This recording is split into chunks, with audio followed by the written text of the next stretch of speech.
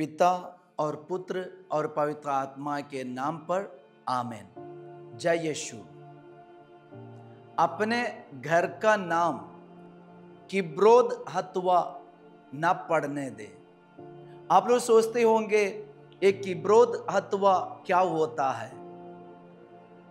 Father आपको ले जाएंगे गणना ग्रंथ अध्याय 11 वर्ष संख्या 31 से लेकर 35 तक। ये पढ़ने से हमें पता चलेगा एक किब्रोत हत्वा क्या होता है। ईश्वर ने इस्राएल जनता को इजिप्ट की गुलामी से कनान देश की ओर ले जाते वक्त ये इस्राएल जनता कई मरुभूमि में कुछ दिन उनको समय बिताना पड़ा। तो इस वक्त इनको इतना भूख लगी और ये भूख के चलते वे ईश्वर के विरुद्ध मूसा के विरुद्ध बुनबुनाने लगे। ईश्वर ने इस्राएल जनता के लिए ऐसे बहुत सारे भोजन का प्रबंध किया और एक बार जब इस्राएल जनता के लिए भूख लगे ईश्वर ने बटेरों की प्रबंध किया और इतने बटेरे और इतने चिड़िया वहां आए और लोगों को आदेश दिया बटोर लो। वे बटोरने लगे और लेकिन जब वे बटोरते रहे उनके लालच और बढ़ गए, खाने की इच्छा और भी बढ़ गए। इसके कारण कुछ लोग बहुत ज्यादा बटोर लिया और वे ये बटेरों की मांस खा लिए और खाने के बाद वे अपने लिए इतना इकट्ठा किया और वे उसका मांस सुखाने के लिए ये शिविर के चारों तरफ डाले दे और वे मांस को खाने में इतना समय बिता रहे और इतना ज्यादा खाने के कारण और भी बहुत सारे पाप में गिरने लगे। प्रवक्ता ग्रंथ अध्याय 31 वर्ष संख्या 23 में ईश्वर का वचन कहता है जो अधिक खाता है वह नहीं सो पाता, जो अधिक खाता है वह सो नहीं पाता।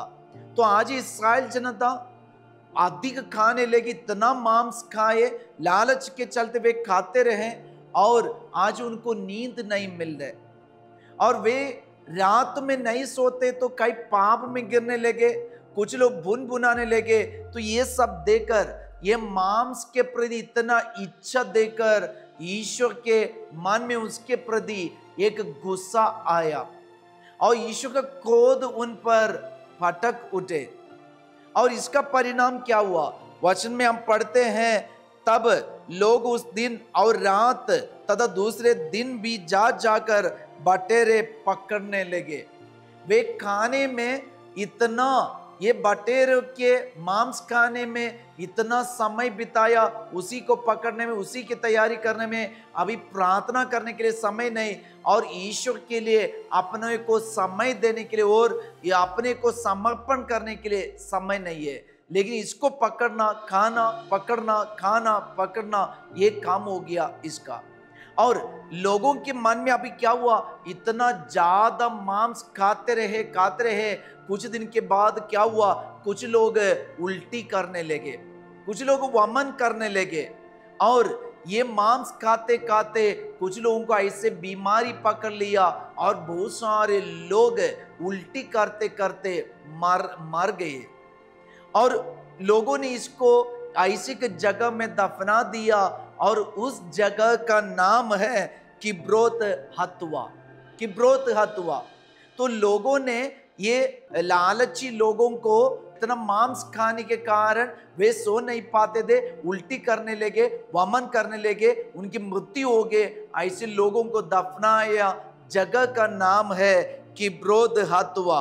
वहां वचन में लिखा है वर्ष संख्या 34, इसलिए उस स्थान का नाम किब्रोत हत्वा पड़ गया क्योंकि वही उन लोगों को दफनाया गया जो स्वादिष्ट भोजन के लिए लालायित हो उठे थे, स्वादिष्ट भोजन के लिए लालायित हो उठे थे। आज कलीसिया हमारे लिए दिया एक विशेष समय है, ये उपवास काल।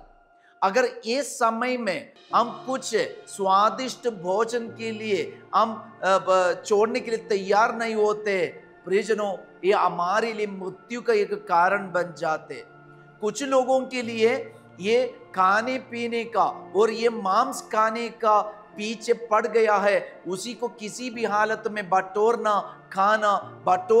खाना, और ये ज्यादा खाते खाते उनका नींद उड़ जाते, नींद नहीं मिलते, वे सो नहीं पाते, कई पाप में गिर जाते और वे बीमार बन जाते, रोगी बन जाते, वे उल्टी करते, वमन करते और उनकी मृत्यु हो जाते।